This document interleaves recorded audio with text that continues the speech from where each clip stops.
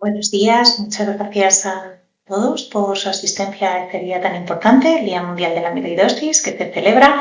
Y pues agradecer a todos ustedes la asistencia y principalmente pues a Pericles, a esta mujer, pues su invitación y su confianza depositada en mí para este día tan importante, ya que además ellos son pues pacientes y cuidadores ejemplo para nosotros. Así que muchísimas gracias por pensar en la enfermería y por pensar en mí. Entonces, sin más, ellos me propusieron pues hablar de cuál es el papel de la enfermería en amiloidosis y bueno, pues generalmente la enfermera va a ser la primera persona con las que ustedes se van a encontrar. Somos los que les vamos a dar la bienvenida a la unidad y en primer lugar pues les vamos a ubicar pues qué es lo que les vamos a ofrecer, dónde están, por qué han sido derivados a esta unidad o por qué necesitan que les vean pues estos cardiólogos, y les vamos a explicar también el funcionamiento de cómo es la unidad, pues cómo trabajamos y demás, así como pues recopilar todas las pruebas que ya se hayan realizado o realizarle las pruebas que les hagan falta y comprobar pues que todo esté hecho. Y así en una primera consulta, o cuál es el derrotero que va a seguir el cuidado de la enfermería en todo lo que es el acompañamiento de esta enfermedad, de la amiloidosis. Bueno, pues en primer lugar, en la primera consulta, ¿qué es lo que realiza la enfermería? Pues vamos a comenzar con un árbol familiar, haremos el estudio genético y empezaremos con la educación, el tratamiento, las pruebas que sean necesarias, pero estas últimas sobre todo lo vamos a ir durante todo el seguimiento, ¿vale? ¿Qué es el árbol familiar? Bueno, pues el árbol familiar al final es la representación gráfica o pues un estudio, un dibujo estandarizado pues de ustedes y de sus familiares de primer grado, es decir, usted, de sus hermanos, de sus hijos, de sus padres y de sus tíos, ¿vale? Pues para conocer un poco cómo o qué familiares habría que ver. Y ustedes dirán, bueno, pues es que la gran mayoría pues es por la edad. ¿Por qué lo hacemos? Bueno, simplemente aquí un dato un poquito más técnico. Bueno, pues se ha visto que hay mayores de 70 años, hasta un 5% de personas nos encontramos que tienen una amiloidosis de esta hereditaria. Por lo tanto, es muy importante hacer el árbol familiar y, por tanto, el estudio genético. Entra dentro de una de las pruebas en las que si no la traen ya realizada, pues es muy importante que la hagamos. ¿En qué consiste el estudio genético? Bueno, pues la enfermera lo que les vamos a explicar es la técnica, el tipo de estudio que le vamos a hacer, es decir, si es si es mirar el gen en concreto o la mutación que ya sea en concreto, cuál es la finalidad de ese estudio genético, los posibles resultados y lo que implican, cuánto tiempo vamos a tardar en tener esos resultados y cómo se los vamos a dar. Cuando le expliquemos todo eso y ustedes lo entiendan, tendrán que firmar un consentimiento informado del que siempre le vamos a dar copia. ¿Y qué cosas les explicamos del estudio genético? Bueno, pues que es un único gen, ¿vale? Es el gen de la transtirretina, el gen TTR, que puede que lo vean ustedes. Es un gen muy chiquitito, que el proceso por el que le vamos a hacer es a través de una extracción sanguínea, generalmente, aunque también se podría con saliva, pero principalmente lo vamos a hacer con sangre, que la forma de heredarlo en esta enfermedad es autosómica dominante. ¿Eso qué significa? Pues que tenemos un 50% de heredarlo, un 50% de transmitirlo, pero hay que saber que tiene una penetrancia y un fenotipo variable. ¿Eso qué significa? Bueno, pues que no todos los portadores van a desarrollar la enfermedad ni la van a presentar de la misma manera. Y luego, en función pues, del hospital o del centro donde le realizan el estudio genético, pues se le dirán pues, más o menos cuánto van a tardar, cómo le darán los resultados y todas esas cosas que he comentado antes. ¿Por qué es muy importante hacer el estudio genético? Bueno, ya hemos visto antes en el árbol familiar que teníamos que ver a los familiares. Bueno, pues porque tiene un impacto en el tratamiento. Si nosotros vemos que es hereditaria, hay más opciones de tratamiento, hay otros especialistas que también les deben de ver y sobre todo el impacto en familiares. Si no hacemos el estudio genético y damos por sentado de que es una por la edad, pues estamos perdiendo a familiares que podrían ser diagnosticados antes de desarrollar la enfermedad, que podían tener un seguimiento en esa unidad. De hecho, ya hay estudios en los que se dan fármacos a pacientes que son portadores para ver cómo evolucionan e intentarnos prevenir o anticiparnos en las enfermedades. En cuanto a consejo reproductivo también, pues si quisiéramos el día de mañana tener hijos, pues se podría hacer una selección embrionaria. Por lo tanto, es muy importante hacer ese estudio genético, que es muy sencillo, para ver si sí o si no, porque tiene pues muchas implicaciones. Y aquí, ¿qué más os aportamos la enfermería? Pues aparte de hacer la extracción, ¿vale? Y enviar las muestras y hacer todas esas cosas, pues tenemos que estar muy implicadas y tenemos que ayudaros en el tratamiento. Tenemos como dos tratamientos. Por un lado es el tratamiento de soporte, que es todas esas consecuencias del depósito amiloide, que tiene especial importancia, ¿vale? Y luego estaría el tratamiento específico, que hablaremos un poquito después más tarde. ¿Qué es lo más importante? Bueno, pues en inglés se dicen las 3 Ds, ¿no? Principal, dieta, peso diario y los diuréticos.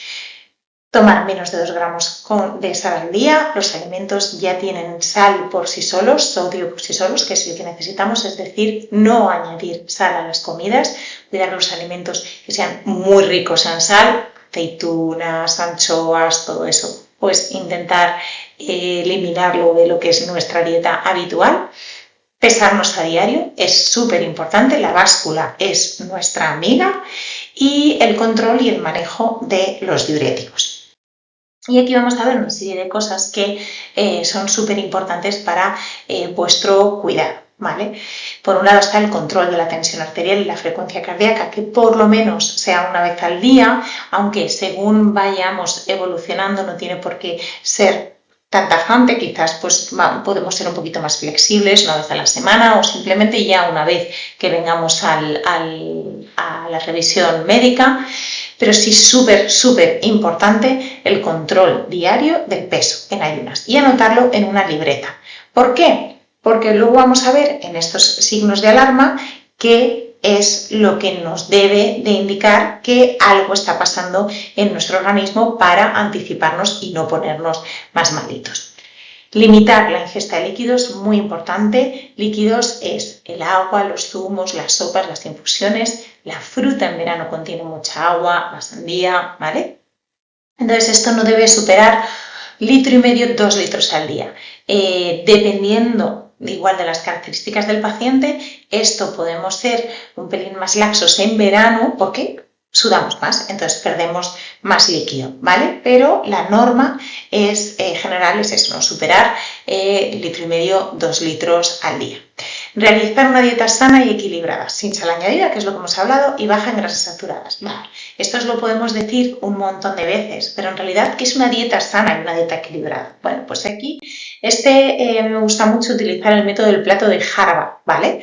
Que la mitad de nuestro plato sean frutas, verduras, y que luego un tercio chiquitito sean hidratos y luego un cuarto, un poquito menos del cuarto, sean hidratos y luego el resto proteína.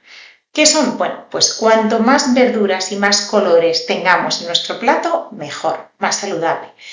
La fuente de grasas, pues puede ser el aguacate, el salmón, las nueces, todo eso debe estar incluido en nuestra dieta porque es muy saludable y muy enriquecedor. No hay que eliminar las grasas, pero las malas sí, esas son muy buenas. Y aceite de oliva, siempre. Bebidas azucaradas, intentar restringirlas a lo máximo posible. Ojo, el consumo de alcohol, intentar eliminarlo, ¿vale? Que la ingesta sea pues de hidratos, que es como un pan, la patata no entra dentro de la verdura, sea lo máximo de lo posible pues en el grano, de forma integral, porque esto va a ser lo más nutritivo. Y en esa proteína se incluye lo que es la legumbre, es una proteína vegetal. Y esto es un poco lo que es la idea de cómo debemos de formar nuestro plato. Y otra idea que siempre me gusta transmitir para que no haya dudas, que es comer saludable, pues cuando tú coges algo y no tienes dudas de lo que es. Un plátano, todos sabemos lo que es un plátano. Pero si nosotros vamos a la zona de congelados o a distintas zonas, digo, ¿y esto de qué está hecho? Pues por ahí no van bien los tiros. Ahí ya son productos donde tienen muchas grasas, donde tienen mucha sal y es mejor evitar ese tipo de alimentos en nuestra dieta. Pero seguimos.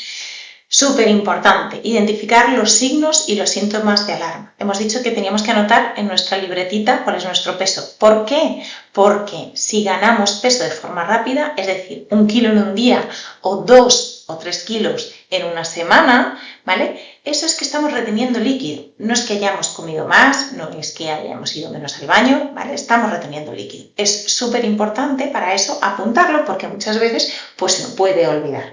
Entonces, eso nos indica que estamos reteniendo líquidos y que nos vamos a poner malitos. Ver si se nos están hinchando las piernas, los tobillos, el abdomen. Esto a mí un tip así un poco general es que me gusta dar, porque lo del abdomen a veces es como muy sutil. Bueno, pues vemos que nos tenemos que poner un puntito más del cinturón porque nos aprieta, ¿vale? Pero si ya queremos ser incluso más metódicos, cuando nosotros estemos en nuestro peso, estemos sin líquido extra, medir nuestra cintura, que vemos que empezamos a aumentar el número de almohadas, que nos falta la sensación de aire, que tenemos palpitaciones, dolor en el pecho, tal. Pues otra herramienta es medirnos el perímetro de cintura y comparar por cómo estaba, porque a lo mejor ahí estamos reteniendo líquido. Otros tips súper importantes, esos son los signos de alarma. Cuando pase cualquier cosa de estas, avisarnos, ¿vale? Y ahora vemos qué es lo que tenemos que hacer ya desde casa. Tomar la furosemida, el diurético, se recomienda tomarlo en ayunas y permanecer acostado al menos durante 30 minutos para que haga mejor efecto, ¿vale? Y los diuréticos se tienen que manejar, como todas las medicaciones, en función de lo que nos indique el cardiólogo. ¿Qué hacer ante esos signos de alarma? Bueno, pues algo que ustedes tienen que aprender, que es el uso flexible del diurético, que ustedes lo ajustan en casa si notan esta descompensación o que surge cualquiera de esos signos de alarma que hemos comentado, ¿vale? Que sería aumentar un comprimido de ese diurético durante 5 días. Y siempre, siempre avisarnos, porque nosotros pues queremos controlar cómo evoluciona y cómo os recuperáis, ¿vale?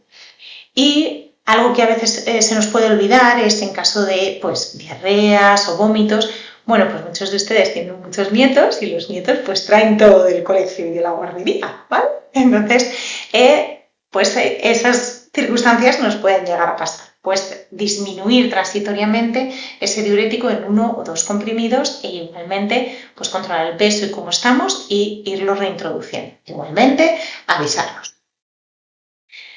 Tips súper importantes también que toda enfermera y que bueno, pues todos tenéis que conocer, que también os lo comentan mucho los médicos, evitar el consumo de AINES. ¿Qué son? Pues el ibuprofeno, naproxeno, diclofenaco, ¿vale? A veces con la mejor intención, pues vamos a la farmacia, mira que me duele esto, pues tómate esto. Ojo, esos fármacos nos hacen desencadenar una descompensación de insuficiencia cardíaca, nos hacen retener líquidos y nos descompensan con el resto de fármacos que estamos tomando.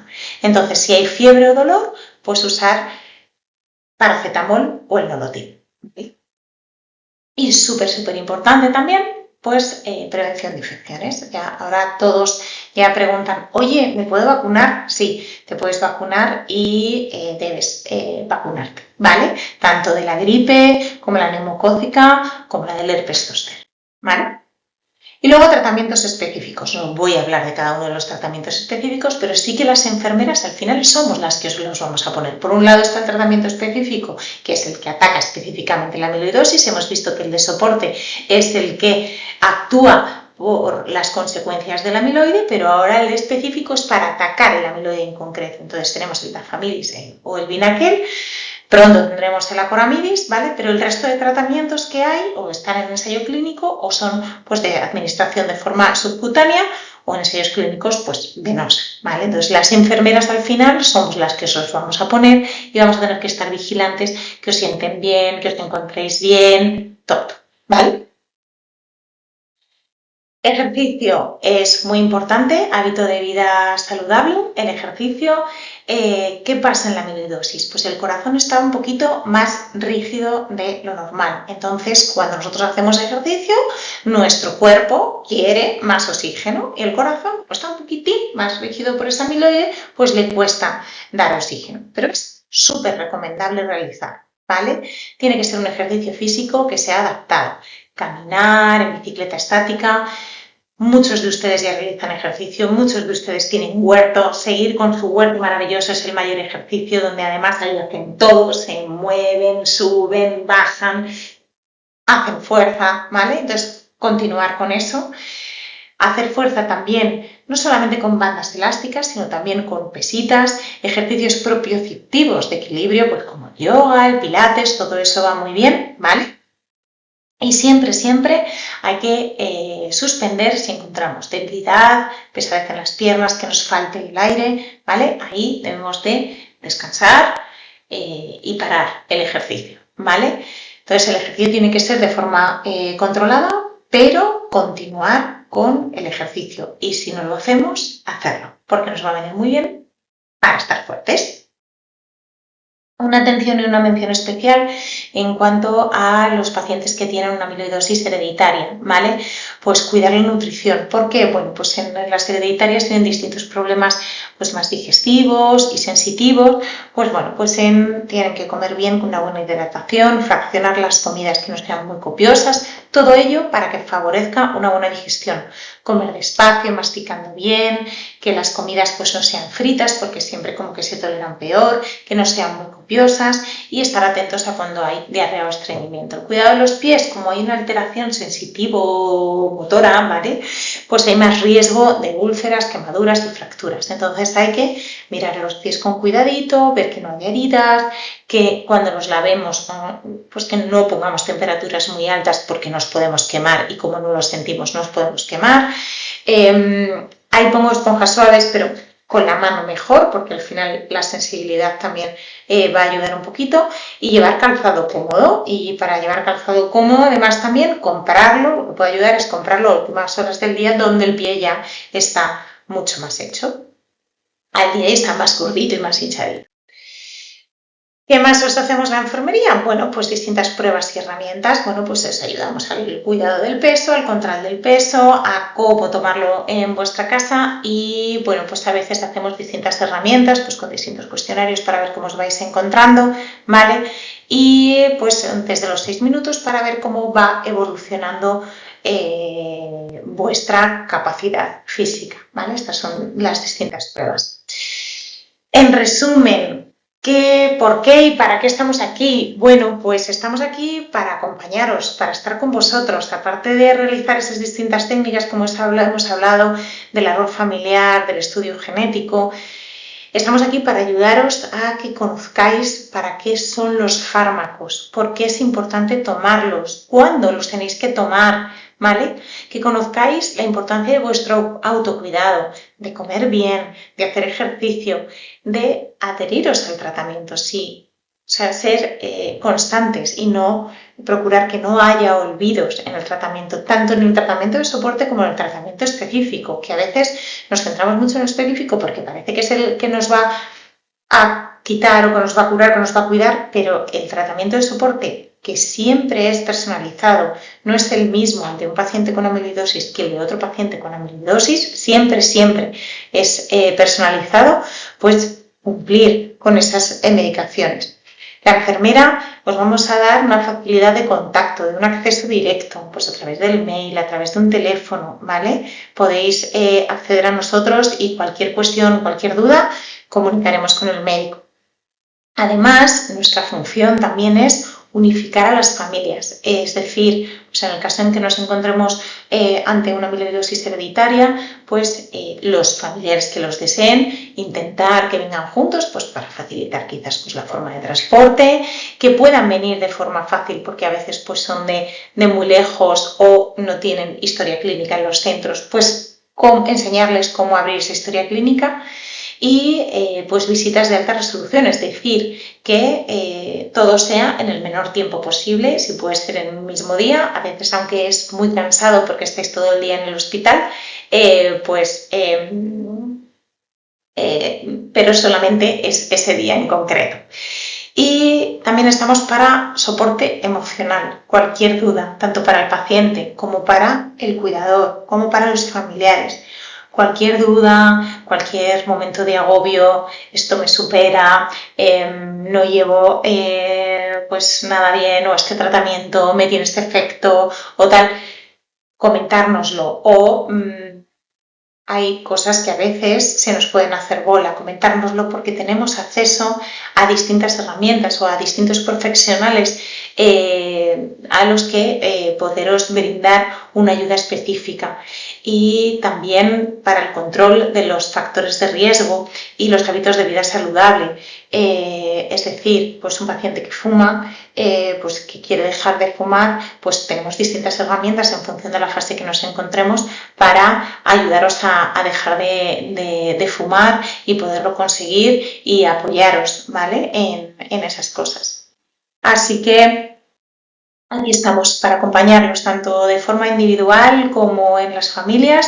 La enfermería os queremos ayudar y, ya os digo, acompañaros para que este camino se pueda hacer un poquito más liviano, siempre desde el conocimiento y desde el autocuidado, y saber que, pues, que todo es para estar mejor y acompañaros en las distintas fases, ¿vale?